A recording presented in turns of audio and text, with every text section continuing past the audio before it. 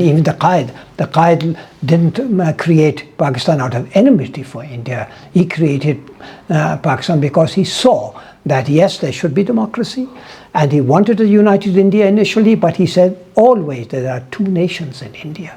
The nations of the Muslim, who was such a huge part of India, 1/3 of the population, with a civilization going back in time and a faith which is, of which we are hugely proud. It's our total identity. Number one, we are Muslims. After that, we are everything else and all, you see.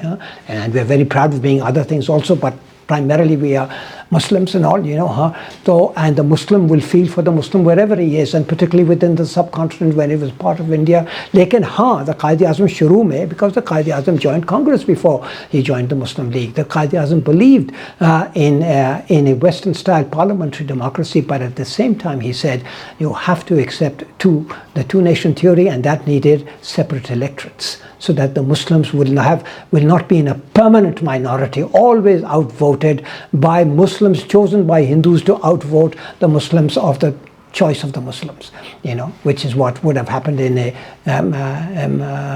non-separate electorate, in a unitary electorate. I mean, the majority community would be Indians. They would choose their Muslim candidates. Those candidates the Hindus would vote for, and they would outvote the Muslims. So the Muslim candidate would not win.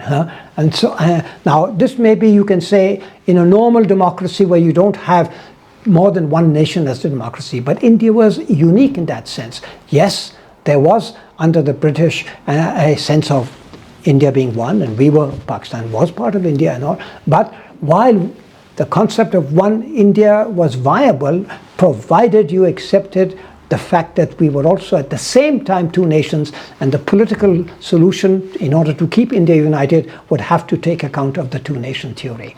That the Indians refused to do, claiming to have more Muslim support than the Muslim League, which was always false, as Perry Anderson in his book India Ideology points out. At no point did the Congress ever have more than 20% of the Muslim vote or Muslim support.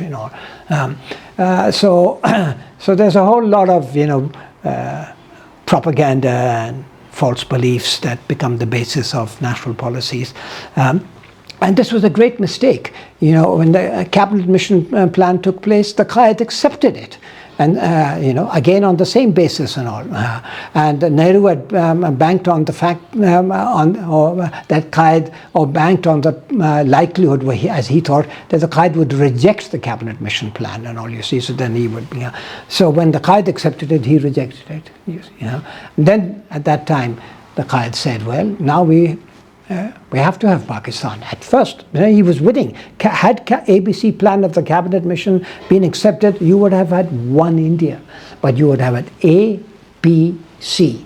A, in the middle, Hindu majority. B, largely West Pakistan with united Punjab and Kashmir, Muslim majority. And C, Bengal and Assam, Muslim majority. Muslim majority, beach mein India. India still larger than A and C together, but A and C together would have been more than 1/3, and 1/3 with a veto at the center on all issues affecting the interests of the Muslims. वो कांग्रेस ने इसको कबूल ही नहीं किया.